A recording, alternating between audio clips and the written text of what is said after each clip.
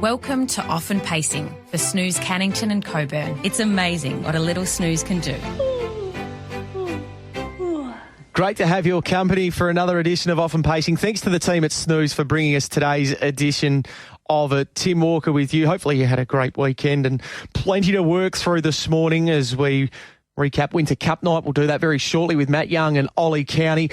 We're also going to have a chat this morning to Chris Barsby, of course, the lead up to Saturday night's Inter Dominion, and he is going to be the man with the best seat in the house and calling leap to fame, looking for yet another Inter Dominion win in Queensland. Of course, won a couple of years ago. He was terrific in the final hit out on Saturday night ahead of this weekend's grand final, and we're looking forward to getting Chris's take on it all and how the series has unfolded as well in Queensland this year as part of the Queensland constellation. So looking forward to having a chat to Chris later on this morning. He's going to be the special guest on Off and Pacing today.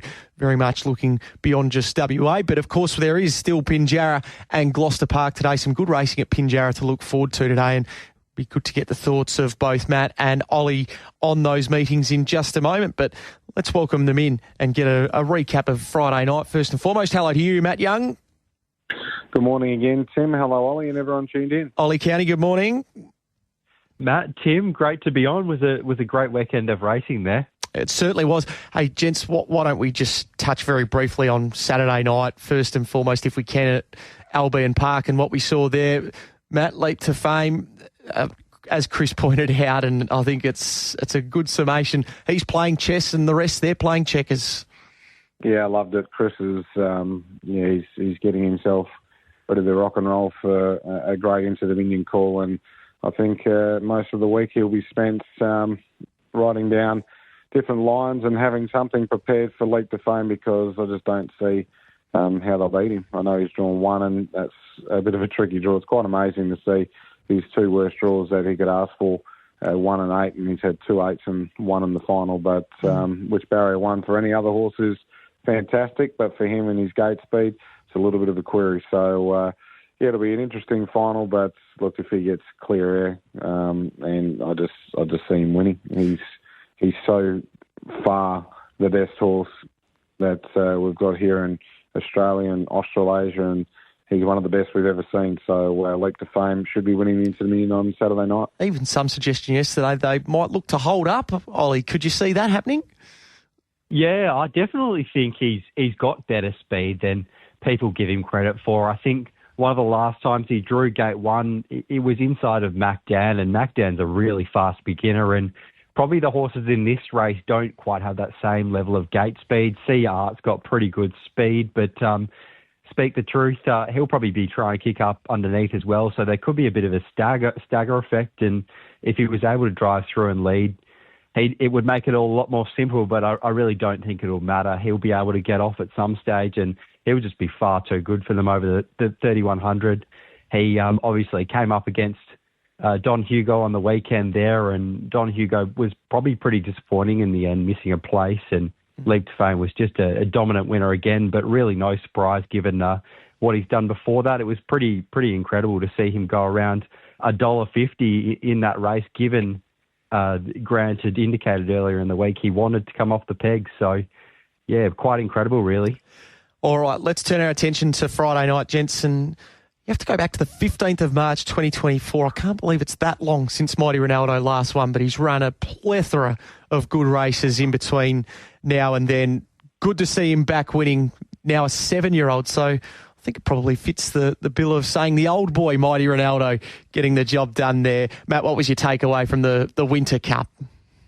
Yeah, it's great to see him get the win. And look, that was a really good performance, in my opinion, just because of the fact that he's never really been a horse that can do a heap of work in his races, let alone over 2,500 metres. He's made a career of being the sniper, and unless he can lead. So for him to be able to work forward off the arm and just be able to get to the breeze, took some cover, but he just always travelled and he looked good. His first up run was really good, so there was obviously confidence there. But it was just well handled by Junior. He didn't bustle him in the early stages and let him get around under his own steam. So, yeah, it was a great performance. Like, he's just shy of $1 million, and he'll be well and truly well-deserved Westbred millionaire coming up very soon, you would suggest. He's only 36,000 away from being able to achieve that feat, and that's only one more free-for-all win, and he could probably pick it up and just running into the placing. So it's been a marvellous horse. He's won 14 of 69, and it's just it's great to see him back into the winners list. It was a really competitive sort of race, 156.9 for the 2,500 metres, but he won well, and it looked like he just eased down going towards the line. Yeah, he certainly did. Ollie, what was your take on the feature? Yeah, totally agree with Matt there. It was a very well-deserved win for Mighty Ronaldo. He was obviously so good in the Fremantle Cup, and then maybe a touch disappointing in the Nullarbor, but or the other way around. But he was terrific there on Friday night. He was very well driven to get that great spot following He's a Sport, who was maybe a touch disappointing. He did do a lot of work there, but prior to that, he was looking like he was going to be really dominant in these winter races. But he just did too much work, and a few got past him. Bricky's Dream, he's absolutely flying at the moment. He flashed into second and was another terrific run. On the Black Flash was pretty unlucky there in third, and he's been racing well. And Lusaka was another one to follow out of the race. He was terrific as well. So certainly looks like there are a few horses going well, and probably a few of those beaten bunch. They probably win races very soon. All right, we might touch on Lusaka with Matt in just a moment, but let's go to your horses to follow, Ollie, and I'm glad that you've identified one of the Ryan Bell runners out of race one for the first of your three to follow.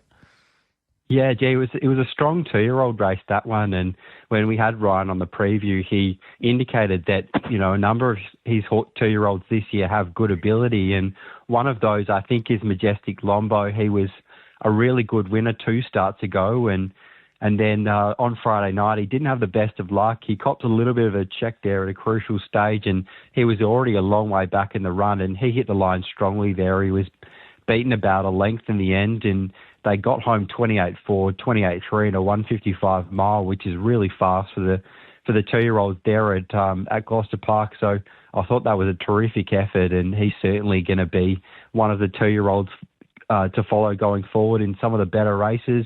My next horse to follow is out of the second race. I've gone early in the card, and I've gone with Mr. Copa. He's certainly a horse that needs the right type of run in this type of grade, but he's been getting that recently, and he's just been flying at the moment. He's flashed to the line again on Friday night, and there's certainly a race for him very soon. I think if the gaps come at the right time, his run prior was very good behind Swagger Man as well, so he's racing well, and I think if he is able to get that right trip and the luck comes at the right time, he can certainly be right in the finish there. And then out of the third race, the one that was a real eye catcher was Soho Moonraker.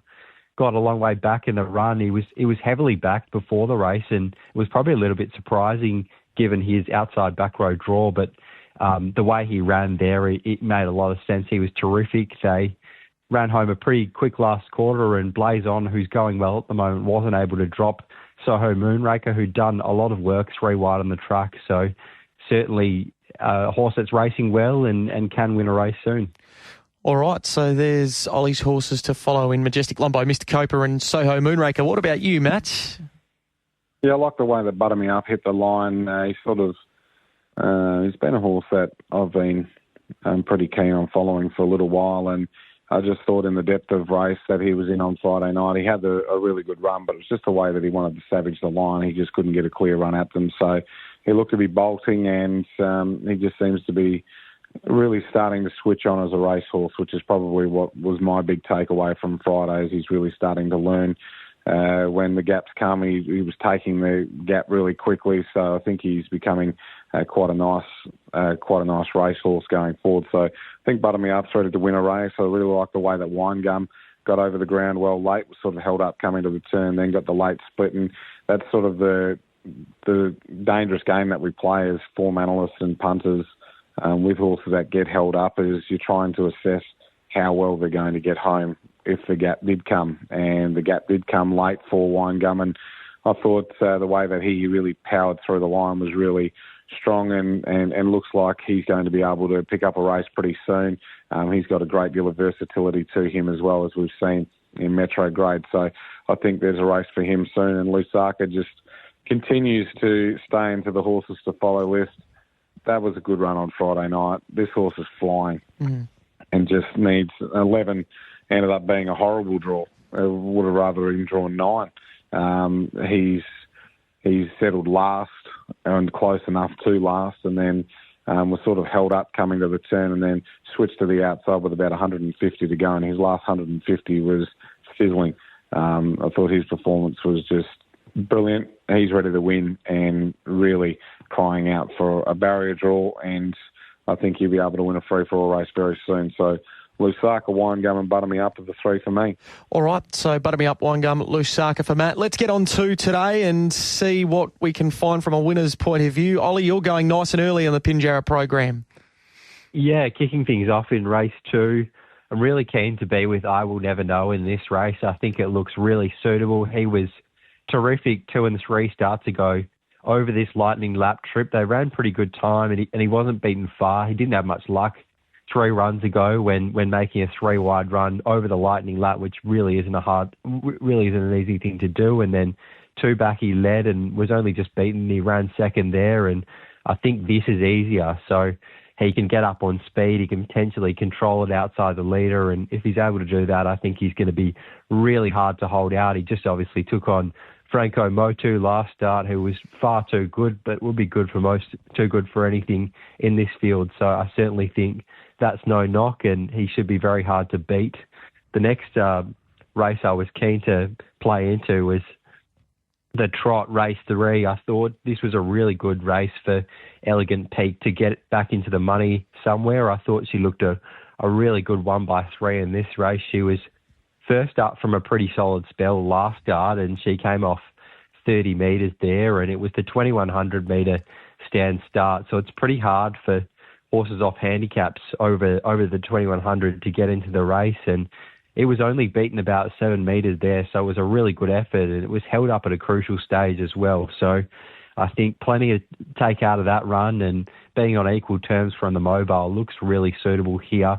We know Quigley, when he's good, when he's trotting and when he's behaving, he's a really nice trotter, but he can do a few things wrong. So if he does, then I think Elegant Peak can be right in the finish there from what looks a really suitable draw on the back row. And then the last one I got for us at Pinjarra was in race 5, hoping there's a bit of early speed on here, which I think there will be between Sunshine Swift and Lucienne. I think they'll both be having a pretty good look for the front early, and I think this will set up perfectly for Cry Havoc, who was really good last start, was doing his best work through the line. He was near last in that race, and he flashed into 4th, and they ran 28.8 on the way home there. So it certainly wasn't a race that set up that well for something to run on from a long way back. So I thought that was a terrific effort, and he's going to be really hard to hold out late there.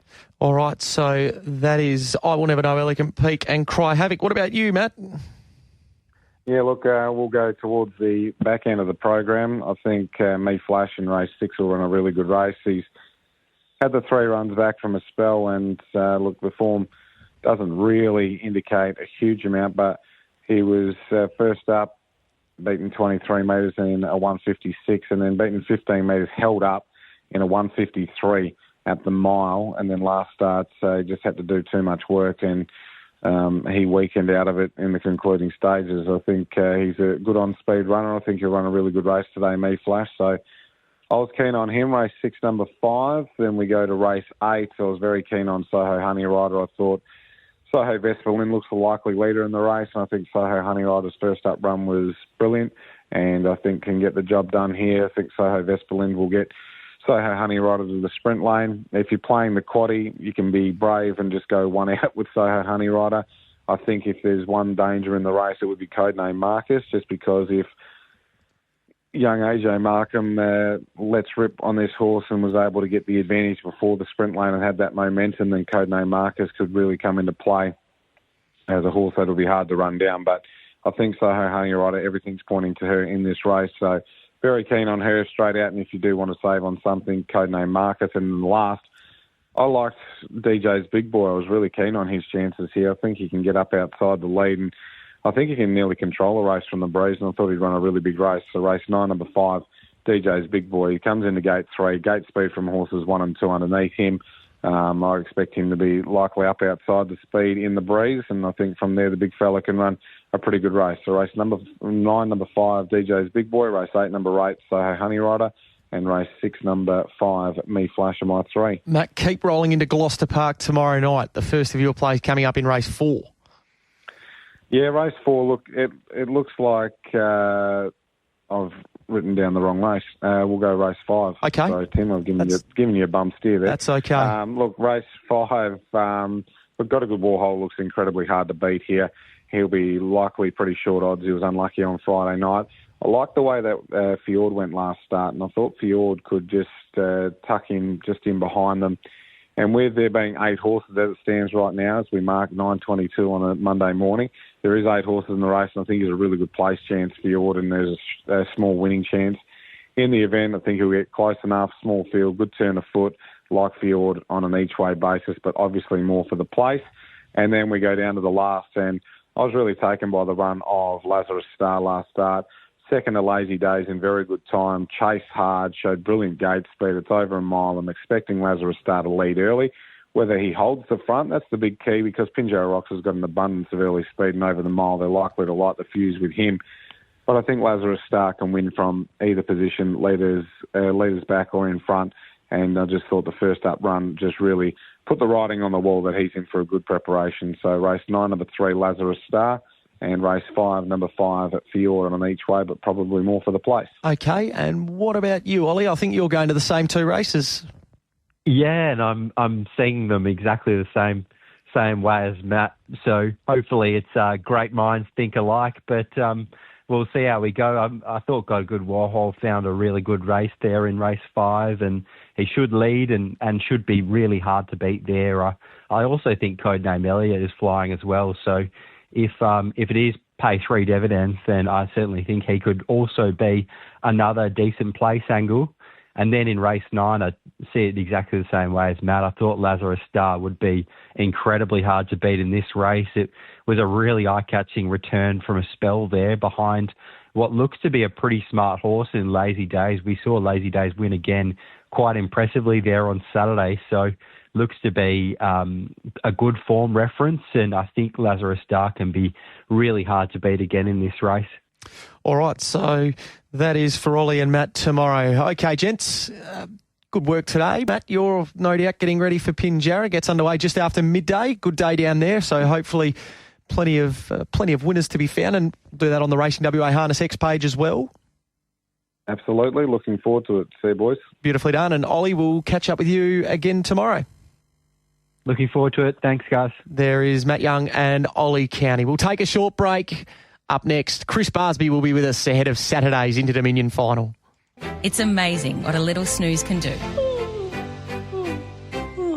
Gets to the outside. Don Hugo yielding ground. Catch a wave is forced off the track. Nyack shakes loose. He's starting to force into the clear. Then Kanina Provlima. Down on the inside, Jim RT. Where you been bopping Don Lou. Back straight quarter. 28 and 7. Leap to Fame at the top of the lane. Straightens with the lead of 5 metres. Out wide, Nyack runs to second. Better Eclipse is trying hard, but it's all Leap to Fame. Leap to Fame. He's playing chess. The others are playing checkers. It's all Leap to Fame, races away and scores easily. Nyack, Kanina Provlima for the Miners. Then Better Eclipse. Yeah, that was the win of Leap to Fame in heat number 5 of the 2025 Inter Dominion Pacing Championship on Saturday night at Albion Park. It's a delight to watch him every time he steps out at the moment, and we'll get that opportunity once again this week. And the man that will have the best seat in the house will be calling all of the action of the 2025 Inter Dominion on Saturday is Chris Barsby. Great to have him with us on the program. Chris, good morning to you. Tim, good morning to you. Good morning, everyone. How's the build-up around this Inter Dominion with Leap to Fame and what he's done so far, and there again on Saturday night, which was simply scintillating? Yeah, absolutely. The build-up's been really strong, given the fact that this series is being staged in his home state, the Sunshine State, Queensland, and he's the headline performer. He was the headline performer as soon as this series was announced. We've got the defending champion, Don Hugo, but this guy's been the series favourite all the way through, and he only solidified that position on Saturday night, sweeping the heat. So him and alongside Sure Thing captain, another Queenslander, making a clean sweep of the heats. But this is the headline act. Everyone comes to see Larry, as he's affectionately known, and he was awesome again there, just like he did on night one, Tim. Fastest time of the night out of all of the heat winners, and his last mile significantly faster in comparison to both Sure Thing Captain and Speak the Truth. Yes, he was aided by Pin Seeker over-racing fiercely when he started striking the sulky wheels, but it's just the manner in which he goes about it, Tim. He's just such a delight. He's breathtaking, and it looks like he's getting bigger. He's a fully furnished 6-year-old stallion now, but who knows how far this horse can go. He's got an opportunity to become the all-time richest pacer in this part of the world if he wins on Saturday night, passing the likes of Black's the Fake and I'm the Mighty Quinn. And if he wins the Inter-Dominion Grand Final on Saturday night, he'll join the likes of Smokin' Up and Lombo Pocket Watch with the most Group 1 victories alongside his name. So naturally then, whether it's right or wrong, we compare our champions, don't we? And that's not just in harness racing, but where might Saturday night take him? It's a great question, and it's something that's come up a fair bit just in the last week or two, given his dominance throughout this series. So I know Mark Purden's been here, part of the series. He's got Oscar Bonavina lining up in the Trotters Grand Final, and it's been put to him, where does Leap to Fame rank? How does he rank against Lazarus, his greatest champion? And he sort of gave the nod to Leap to Fame. So I think it's a personal decision. Everyone's got their own reasons on how they classify a champion, and I don't think that's a bad thing. And it's hard to compare horses of different eras, but right now, without a doubt, this is the number one horse in the industry. I say he's the best in the world. I watch a lot of international racing. I can't see anything over in North America or Canada that could go with Leap to Fame, so I'm happy to put my neck on the chopping block and label him the best horse in the world. So he's fantastic. Doesn't matter if it's a mile. Saturday night, it's going to be 2 miles, the ultimate staying trip, but he's just got every part of his game in check right now. So, obviously, barrier number 1 for him on Saturday night, it adds some sort of a dimension to the race, but the markets, all of the markets would tell us that he's pretty much a good thing. He's the best of good things on Saturday night. What's the chink in the armour, if there is one, for Saturday night? Well, it is the gate speed. That's probably the Achilles heel, if you could say that, Tim. He gets off the gate more than okay, but he's not brilliant. He's not electrifying like other horses that we see in this sport.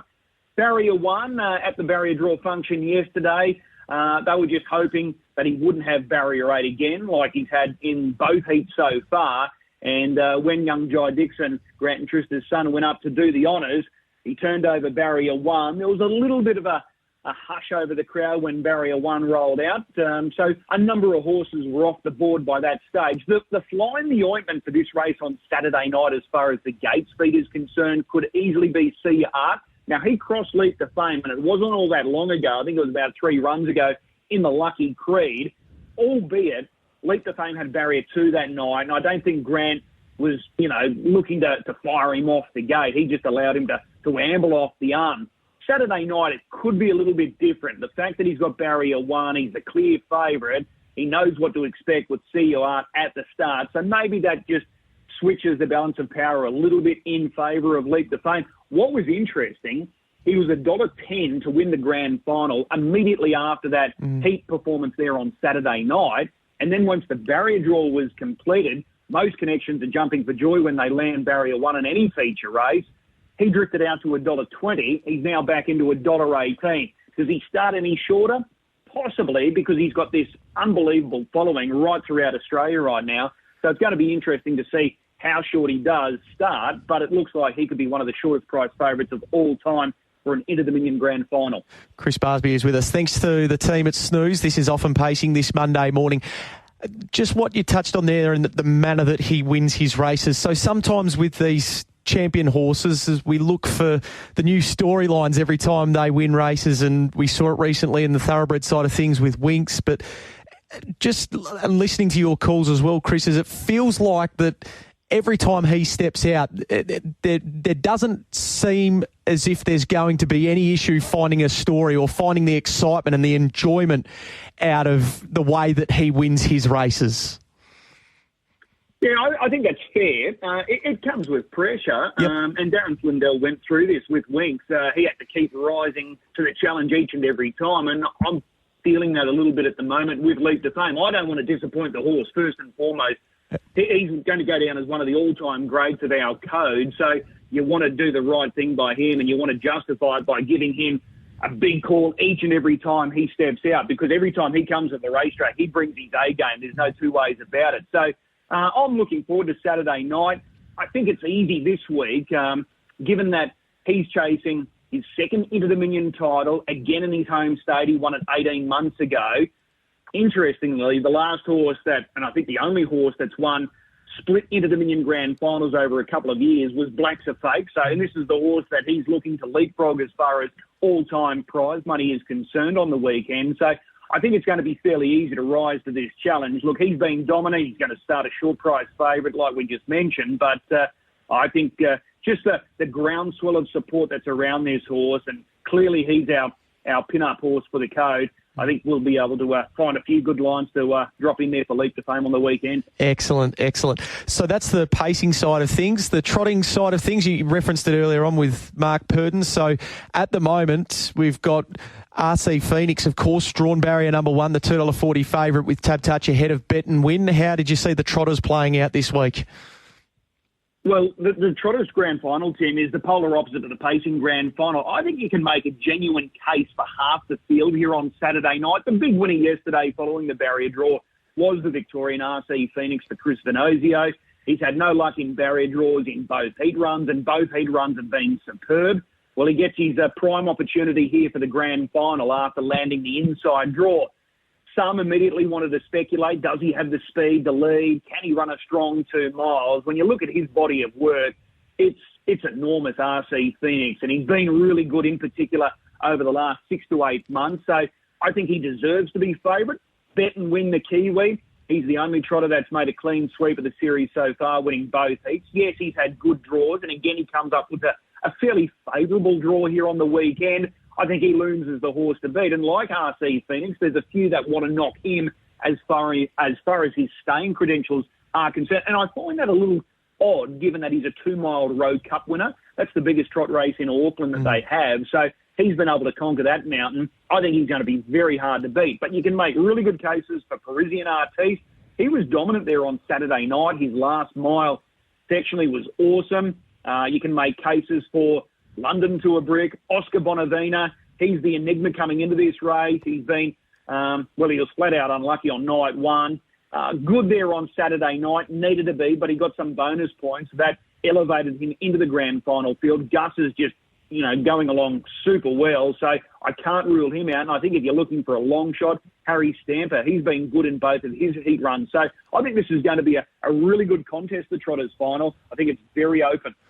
And just a word, so the WA interests from Saturday night, of course, was Steno and up against I Keep Smiling. Is the night coming that she might have I Keep Smiling's number, or do you feel like we've got the standout mare there? No, I think it's coming. I think the barrier draw for this Group 1 Golden Girl on Saturday night is going to be so crucial. Keep in mind with Steno, although she's getting beaten behind I Keep Smiling, there's no... That's not a bad thing. I Keep Smiling has clearly identified herself as the best mare in this part of the world. So to run second to a mare like that consistently is only a good thing. But she hasn't had much luck with barrier draws. Again, there on Saturday night, she had a tough draw, a second row draw over the mile. That's not easy, whereas I Keep Smiling had a front row draw. Yes, it was wide. If she lands a good draw and she can lead around Albion Park over the mile, I think she's going to prove very, very hard to beat. She only just missed there on Saturday night. It was only a head margin in favour of I Keep Smiling. But I think if with a little bit of luck, I think the roles can be reversed here with a barrier draw. Well, let's hope that Jocelyn can strike on the main night come Saturday there with Steno.